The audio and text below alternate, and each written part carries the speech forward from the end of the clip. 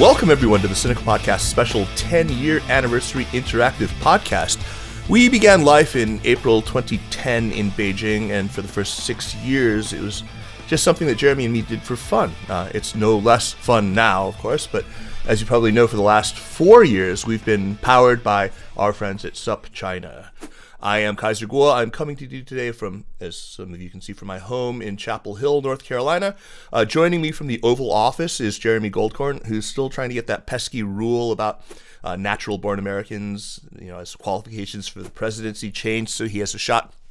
Sorry, man. You have my vote.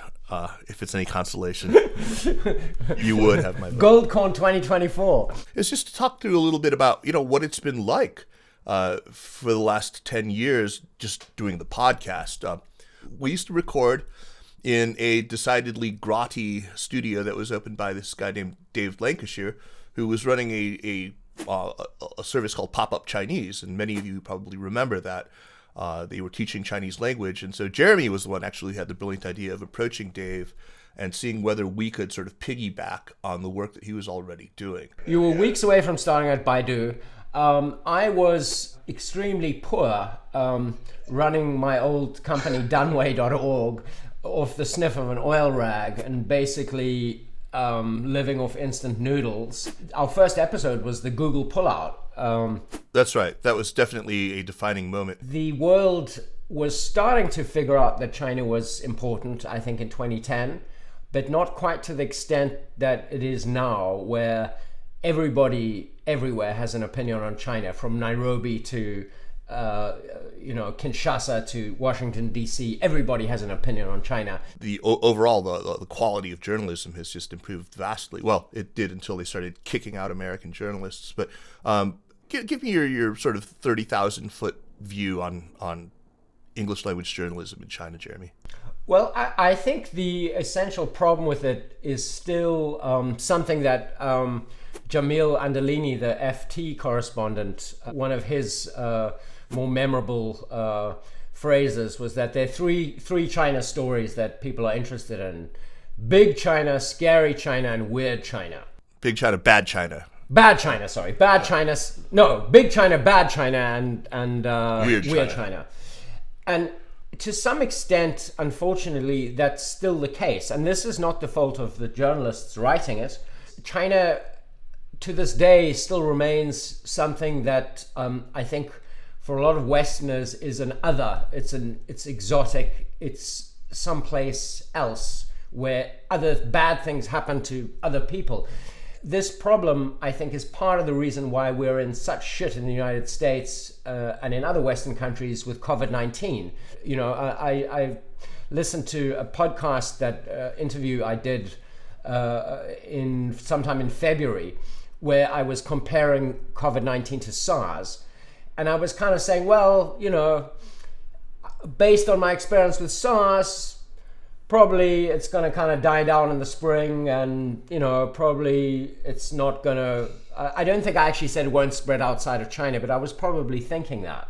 Most of the journalists that we have covering in China from major American media organizations, their focus is on politics. But having these same journalists then turn to cover the emergence of a crisis, there was, again, understandably, a lot of focus on the political dimensions of the emergence of COVID-19. My sense is that that focus on regime type was a contributing factor to that kind of cavalier attitude that so many of us had. If we had perhaps put more attention into the science and less into the politics, perhaps America, Europe, other countries would have been better prepared. So we have a question from Roger Kremus. Hi, Roger. So the counterfactual would be, if this had emerged in the US, a European country, etc., would things have been different? What do you say to that, Kaiser? Well, we do have a counterfactual. We do have a pandemic that did emerge in the United States first, the H1N1 pandemic. And while the lethality of that was nothing close to what we're seeing right now, I think that there was global cooperation. The United States did a fairly good job. If it had emerged now, I mean, the counterfactual that I think Rohira is getting at is if it had happened during Trump's watch, having gutted the NSC's pandemic team, having dismantled all these CDC operations in other parts of the globe, would we have? No, and I have to say, no, I don't think it would have been handled well at all. I mean, we had a lot of time to react. So we have a question from Noah. Did you have aims for the podcast in the beginning that you feel haven't come through in these years, that you either pivoted on or wish you could bring out? And if I let me answer that first, is like, actually no, Noah, because when we started it was just for a lark. So I don't think we thought we were going to change the world. We just wanted to make a podcast about China because no one else was doing it at the time. And we wanted to get together once a week and drink a lot of beer with interesting people. Neil Thomas, on that point, how do you feel the rise of social media has changed professional China watching for better or worse, as it basically coincides with the lifetime of Sinica? Well, I would say, first of all, it predates Sinica. I mean, I think social media I trace the rise of China watching social media to the launch of my previous website, Dangwei, in 2003, which was when blogging really got going, right? I think that the rise of social media in many ways is truly wonderful for an informed citizenry everywhere. On the other hand, there's also a lot of junk out there and noise and stupid opinions and stupid people being stupid. And I don't know, to be honest, whether the stupid or the smart is winning in terms of social media about China. Right now, with COVID-19, I feel that the stupid is winning out. Yeah, I mean, I think Twitter is just a toxic goddamn cesspool most of the time. I think that it's a medium that encourages hot takes, that just, that rewards activating, sort of emotionally activating language rather than calm deliberation. Sure, but also Natasha Locke asks, do you think Xi Jinping is the cause or the effect of rising nationalism within Chinese society? Which is a very, very good question. I think to a certain extent he is the cause. One of the tools Xi Jinping had at his disposal was nationalism, the China dream. Things have a way to rally people around the cause of staying loyal to the party and keeping the party in power, but also to try and solve some of the very real problems that were left behind by Hu Jintao and Wen Jiabao. But I don't know that if there was another leader, it would have been different. First of all, let me distinguish between nationalism on the one hand, which I take to mean, I use it as a pejorative. Some of the things that you've described. You know what? That's very negative outside of China and the United States. Like in England or South Africa or Australia, people don't use patriotic. Sure. Okay, so there isn't a good word for it in English.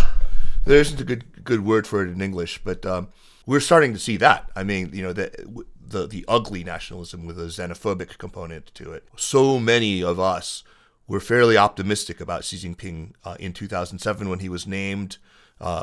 And then even as late as 2011, 2012, when it looked like he was about to take power. And we wonder how we got him so wrong because, after all, he comes into power and he immediately becomes this unbridled autocrat. It's not that we got it wrong. It's that we did not anticipate the events of 2012, the sort of near coup conditions that prevailed. We did not anticipate, that there would be, that he would have such a dangerous internal threat environment and a really dangerous external threat environment, which, of course, he ginned up a bit to justify his, draconian internal rule. Well, I'm not sure about that. I mean, I started to get very negative on the party in 2009. And this has been one of the themes that we've talked about a lot on this show. This, what we used to call the new truculence, until it became, the old and long-lasting truculence. Right. How do we point out all that scary stuff Jeremy is talking about without getting retweeted by freaky American hawks? That is the problem that I wake up every day. We hear an awful lot from people with quite extreme views. We hear in the op-ed pages the people who are invited who are Chinese or ethnically Chinese are either dissidents, pretty often very savage critics of the regime, or they are, just rank apologists, the like of Zhang Weiwei. Well, first of all, congratulations. You're still my favorite China podcast, and I think for a lot of people, and it's, here's to another 10 years. Thank you. Thank you. Uh-oh. There's a quote from... you can stop there now. Can't hear you. I'm sorry. Okay, go ahead. If we are discussing these questions about how to tell China stories better, actually require Western audiences to take a long, hard look at themselves and have to recognize that they might not be everything they're cracked up to be. No, I absolutely agree. I mean, this is, part of what I was saying with this urging people to sort of study their own history is one part of that. Oh, absolutely. I couldn't have said it better. I think I would tend to kind of say that's sort of commie sympathizer bullshit, Roger. But I am forced to reevaluate that in the face of COVID-19, where it is very, very clear that both in America and now also in Britain, where of all the people calling for reparations for COVID-19, the British, oh my gosh, open up that tap. The whole world is going to be after them. But, the hypocrisy is just stunning. Great. I'm glad that something good has come of the COVID-19. China has done a very good job in promoting itself as a responsible international actor by sending medical supplies and stuff like that. But at the same time, you have, as I said earlier, everywhere from India to Nigeria, people blaming China. So I don't know if it's going to work. So here's a question from our own Jesse. Working with someone for 10 years is not easy. What are the things you disagree on? Everything. Yeah. We don't have a ton of agreement. There's a lot we differ on. I think we both like alcohol. I guess we agree on that. Look, I mean, the whole 10 years, this 10 years that we've been doing this podcast is like watching my parents fight for 10 goddamn years. I mean, I'm really somebody who feels, quite an attachment to both of these countries. And, at the time when we started doing this podcast, Barack Obama was the president of the United States, and Hu Jintao and Wen Jiabao were, in charge of China. And I felt no hatred toward either of them. In fact, I was on balance pretty pleased with both of them. What has happened since, my God, I mean, it's been psychological torment for somebody like me. I freaking need therapy is what I need. Okay. Well, I think we have medical insurance in our company. Maybe we can anyone want to volunteer to be my therapist? Here. Absolutely not. Oh my God, what a nightmare. What is the likelihood, Jeremy, that either of us moves back to China? Oh, we got a question from HSG on that. I will not move back to China. If we continue to slide down this slope of xenophobia, of racism, of petulant, petty nationalism, and populism here, I would take the oppressive competence of China over this. So I'm certainly considering it. My wife certainly wants to move back. I mean, to her, this is just sort of a temporary sojourn while the kids are in school. China is a very different place from the place it was for most of the time I was living there. I don't particularly like the way it's become. But what gives you hope, and what do you think has changed for the positive? I feel like China has sort of an admirable asabiya. China has like this sort of connectedness to a sense of national purpose, which I sometimes find refreshing. And what comes with that are some of the, it comes up tied to a lot of things that you talked about, this, ability to eat bitterness. People are not a bunch of whingers, right? You don't there isn't as much just. Yeah, America is a very whingy country. I have to agree with that. Now right. That I've lived here for a few years. Should we move to recommendations? Okay. Let me first say thank you, Jeremy, for 10 years of a fabulous partnership, man. I mean, thank you. Just, somebody was asking, Jesse was asking earlier about working with you and whether that's been hard. I gotta say, I'm sure it's been very hard. Nobody who works with me finds it easy. Yeah. But, Jeremy, you're one of my best friends, and I've always, loved and respected everything that you've done, and it's just been a total joy working with you 10 years. Likewise. Thank you. Here's the 10 more. So my recommendation then is an interview on NPR, with Terry Gross, who I don't usually like very much actually as an interviewer, but it's with Stephen King, the novelist, and it's called "Stephen King is Sorry You Feel Like You're Stuck in a Stephen King Novel," and it's basically his take on the times we're living in. I'm going to recommend 2 essays, very different, but both about COVID-19. One is in the New York Review of Books. The essay is called "Fearing for My Mother in Wuhan, Facing a New Sinophobia in the U.S." The essay is just great. It's personal, very deeply personal about her mother, who is in the lockdown city of Wuhan, and about the experience of being a Chinese person in America as the ravages of COVID-19 approach American shores, and it's just fantastic. I highly recommend it to absolutely everyone. Anyway, congrats, man. We made it 10 years. Yeah, we did. Right. What is that, a paper anniversary or something? It's the Twitter anniversary. Thanks everyone for joining us on Zoom, and thank you all listeners for tuning in. We'll keep making these shows. All right, folks. The Sinica Podcast is powered by SupChina and is a proud part of the Sinica Network. Our show is produced by me, Kaiser, and that guy, Jeremy Goldkorn, with editing help by Jason McRonald.